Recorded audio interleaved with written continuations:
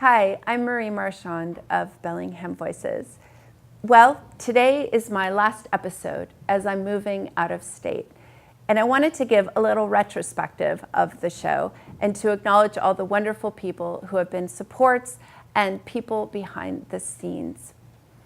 One of our goals of the show has been to lift up voices and organizations who are making a difference in our community for positive social change. In particular, I've had the opportunity to speak with some amazing women leaders who are making a difference not only right here in our community, but in the world. For example, I talked with NASA astronaut Wendy Lawrence, and how amazing it was to meet somebody who actually lived off the Earth.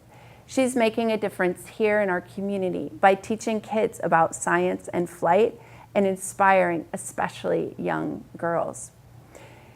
The show also touches on tough topics, and we try to provide information that people would not otherwise get a hold of. For example, I had an opportunity to talk with Dr. Sandra Alfers of Western Washington University.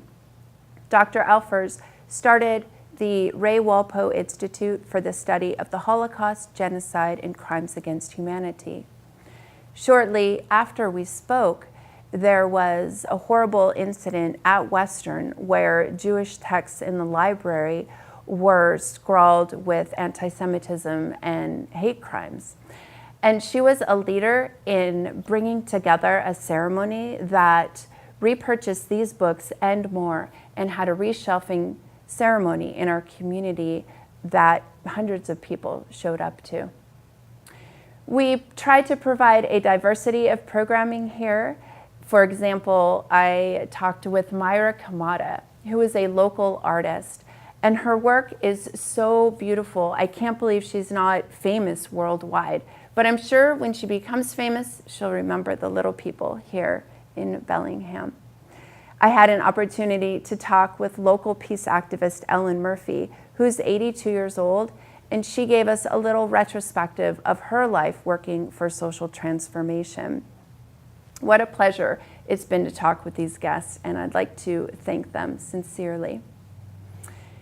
I would also like to thank the people who help produce this show, and that is station manager Dale Neitzel and production assistant DJ Brown.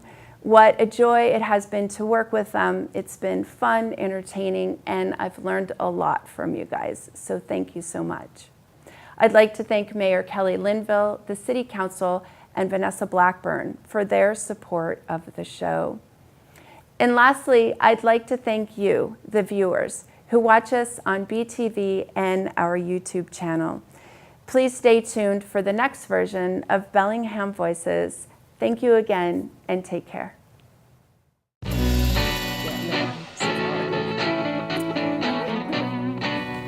Welcome to Bellingham Voices. I'm Marie Marchand. And on today's show, I am very happy to welcome the president of Whatcom Community College, Kathi Hiyane Brown. Welcome to the show. Thank you very much for the invitation. It's so great to have you here, and I appreciate your time today.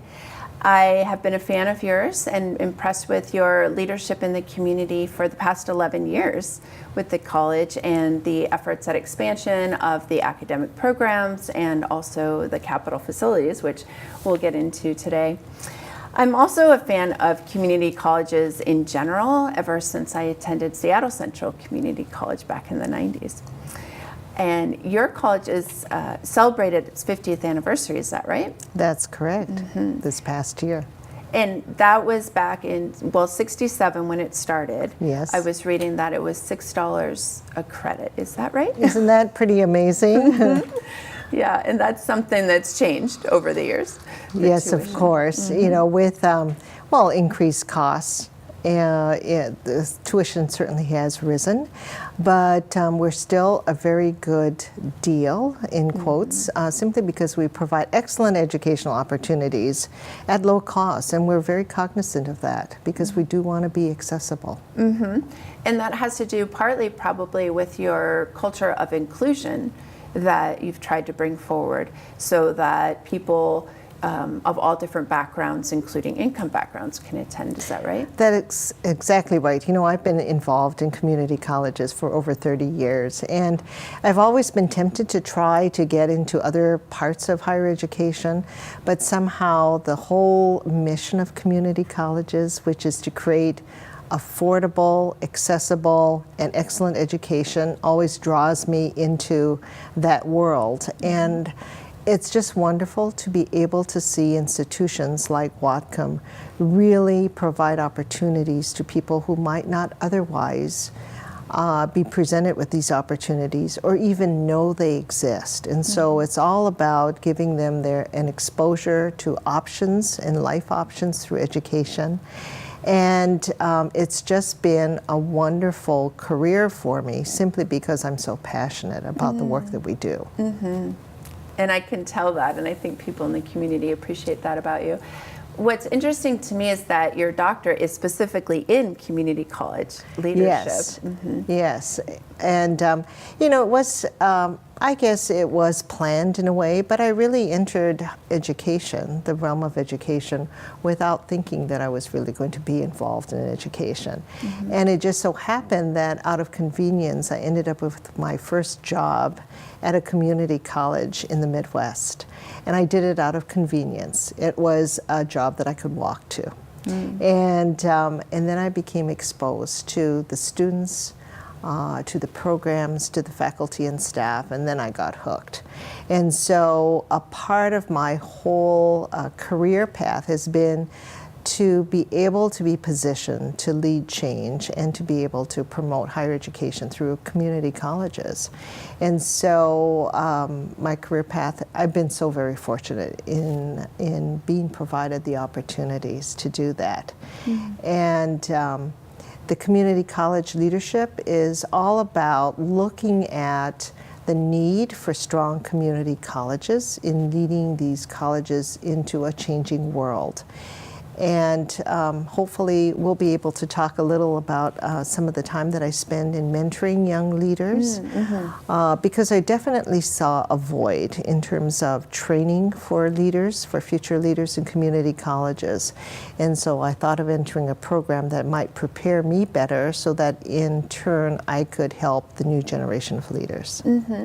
Does that have anything to do with your being a leader on the Strategic Visioning Committee of the Washington Association of Community and Technical Colleges? What do you do there in that role? Well, I had served in that capacity as sort of chairing that effort for the community college system. There are 34 community colleges and technical colleges in the state of Washington.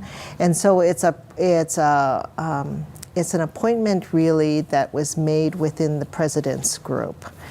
And a part of it was just looking at the landscape, at some of the challenges that we face, whether it be trying to restructure our organizations to position ourselves to be resilient, to be flexible, or it may be about filling the leadership gap.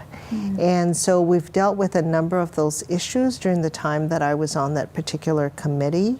And certainly we have a number of leadership opportunities in the community college system here in Washington State. They've been rather disjointed, and so the challenging part was getting all of those pieces together so that we can have a real focused, concerted effort on preparing a pipeline of leaders. And that relates, it seems, to the strategic plan that the college has recently unveiled, and it has some core themes.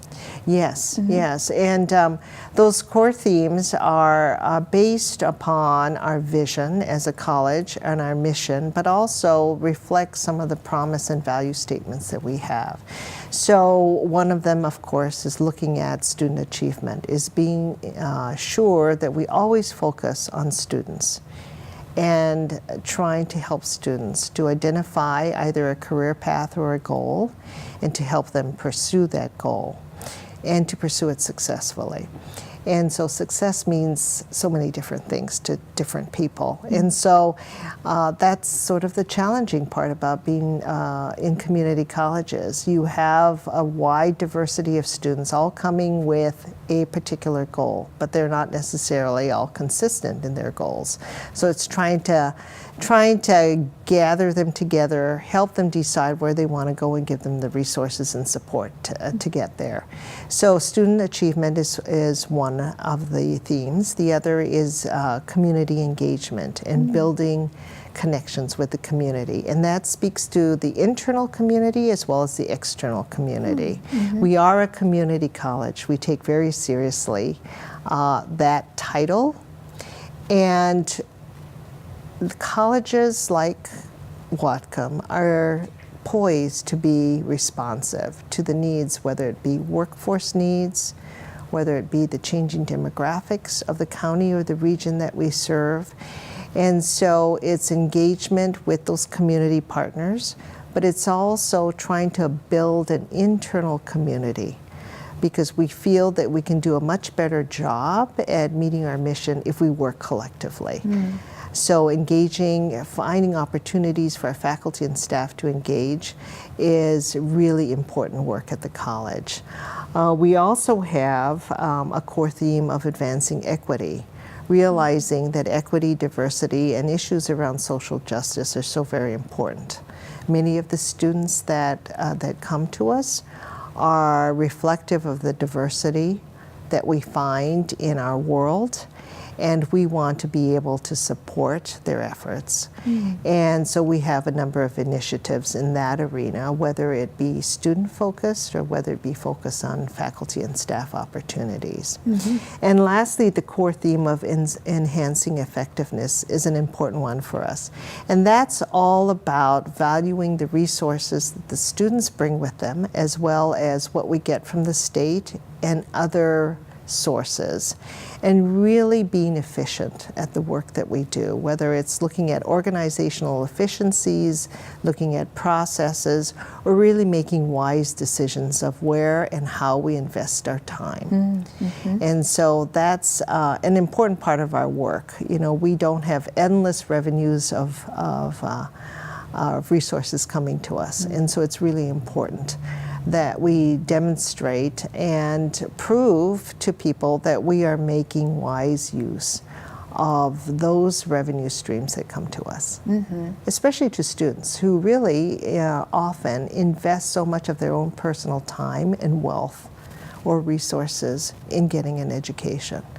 And we value that, and so we hold very dear the value that we respect those resources, and we invest in them wisely.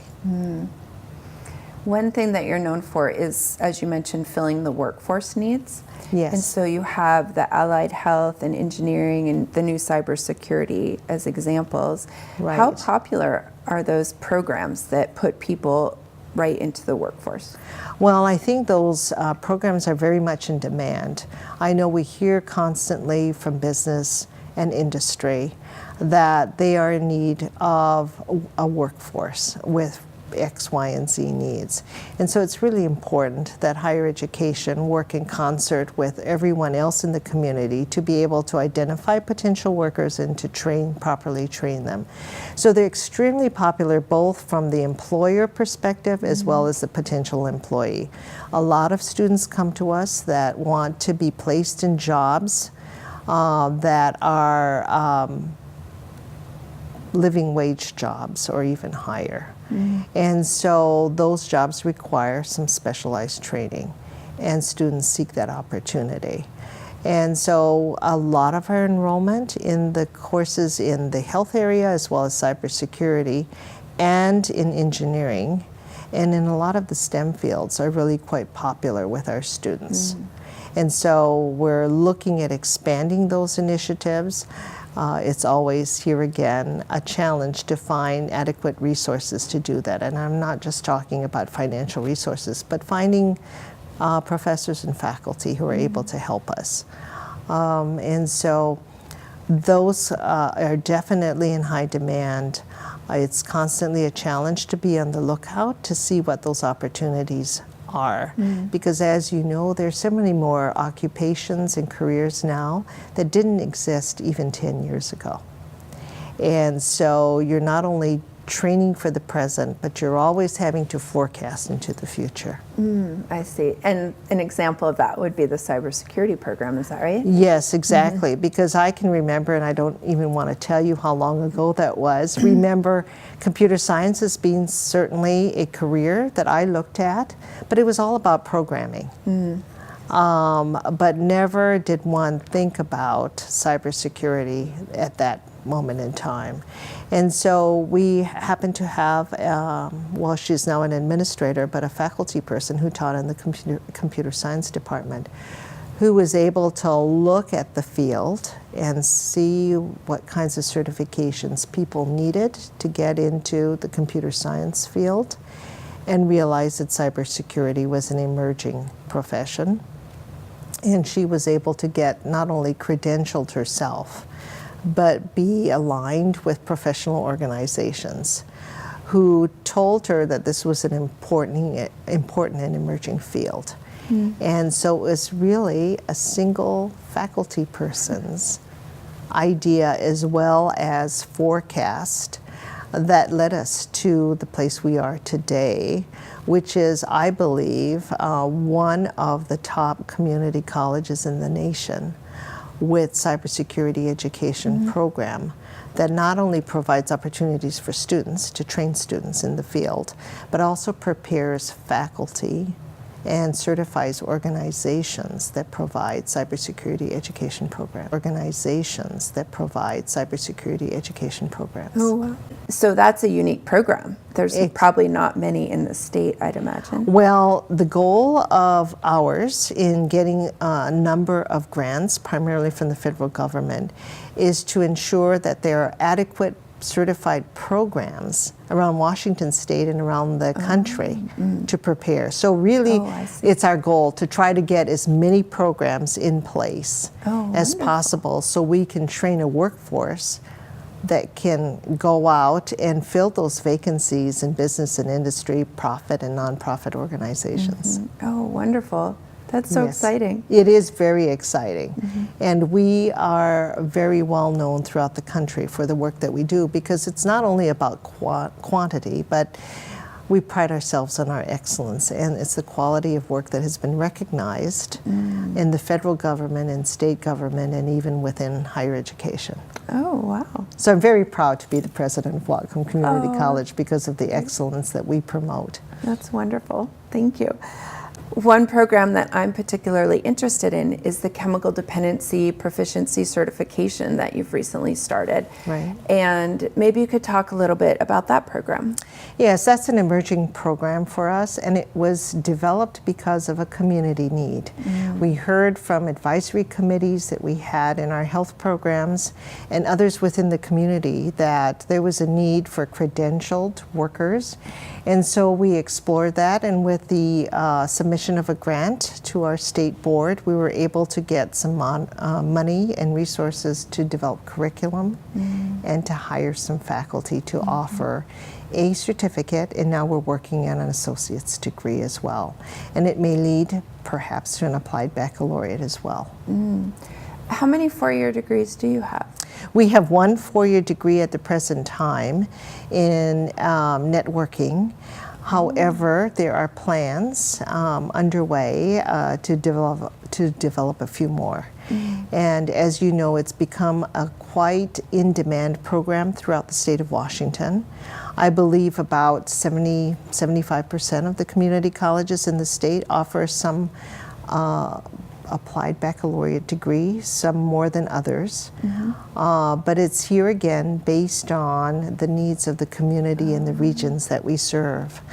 And so we have had a number of people, individuals, as well as organizations that have requested that we look further into expanding that program of applied baccalaureates. Do you have student housing? No, not at the current time. However, we're currently planning to develop a student residence hall on campus. And so that planning is well underway, and we may see such a facility appear sometime in fall 2020 or maybe in the academic year of 2021. Oh, wow. Yes. Oh my gosh, you're giving us so many examples of how the college is growing.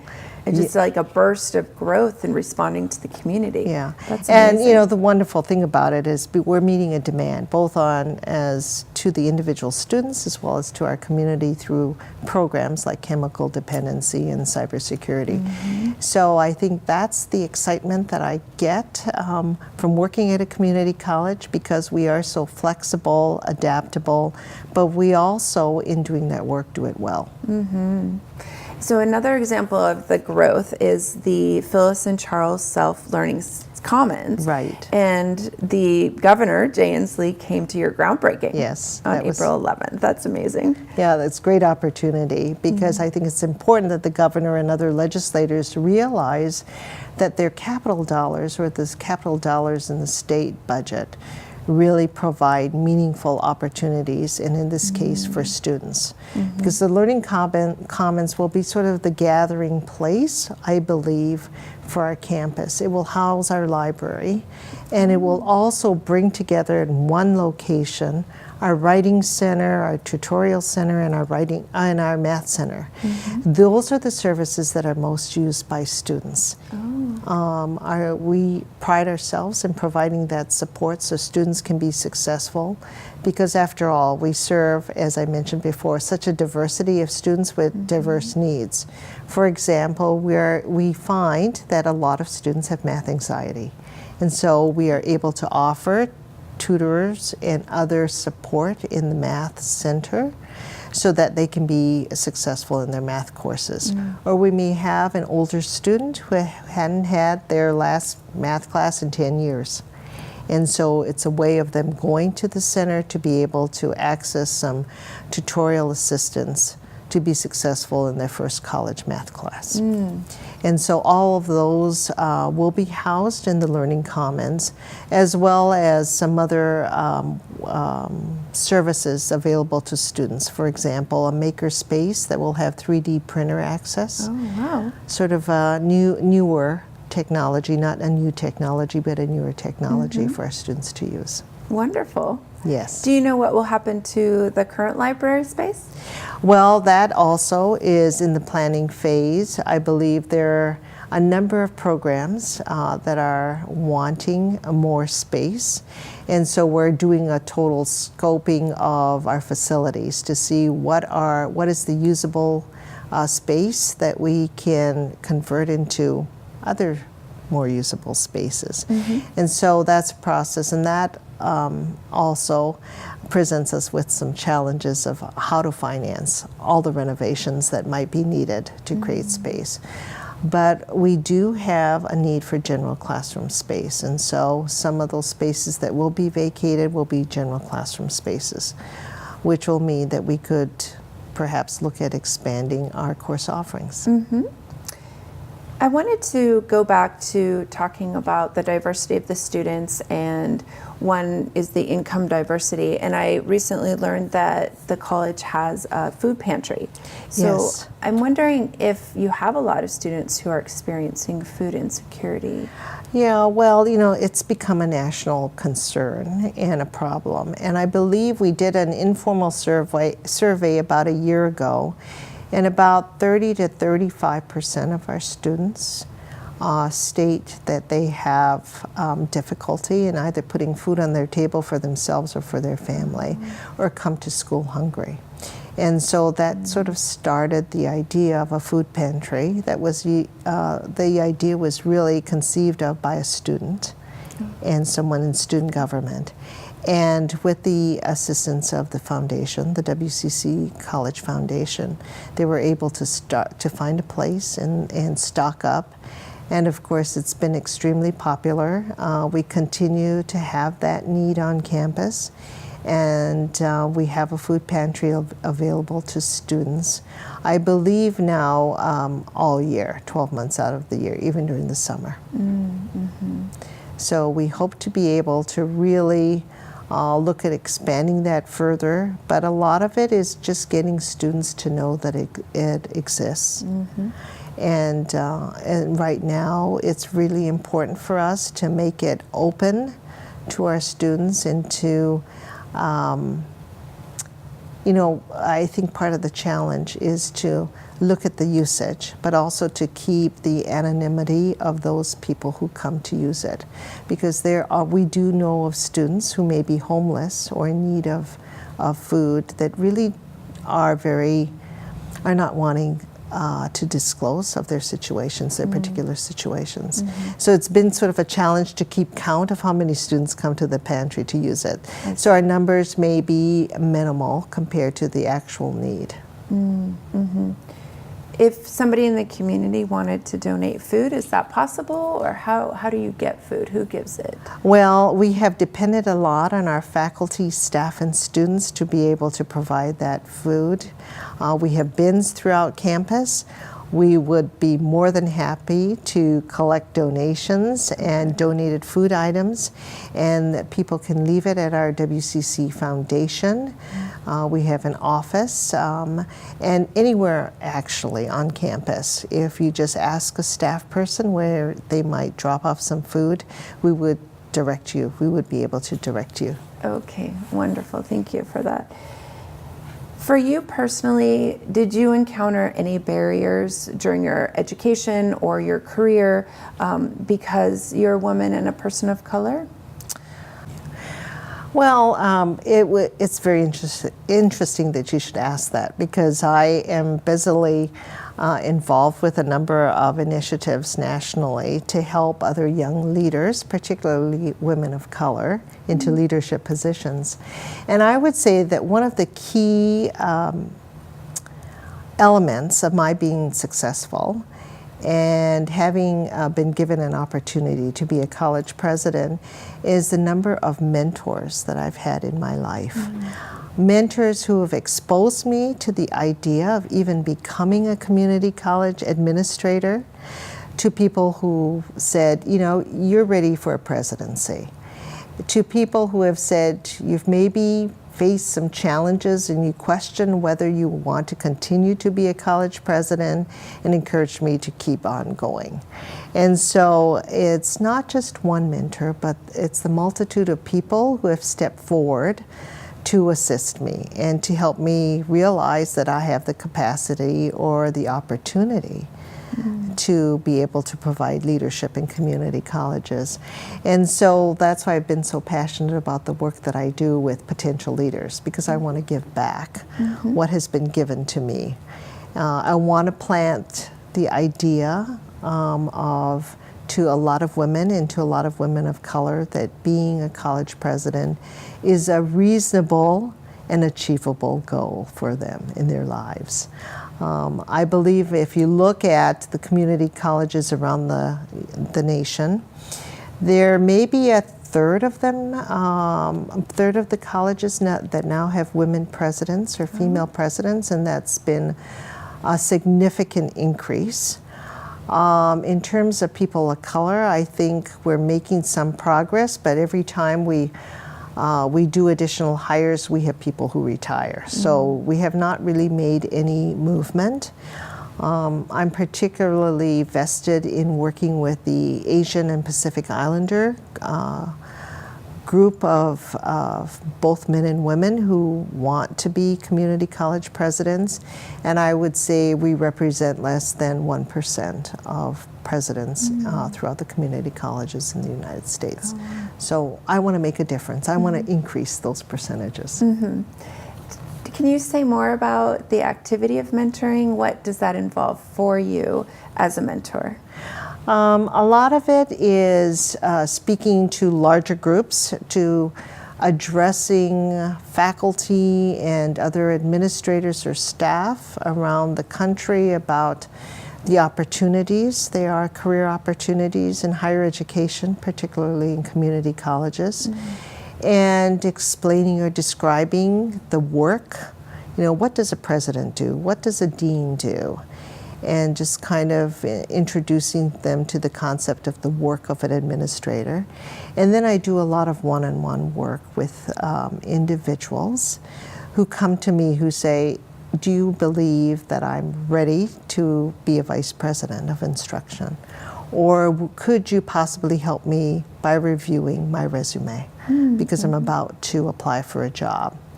Or to say, how do you balance family and career? Because I'm struggling with that question.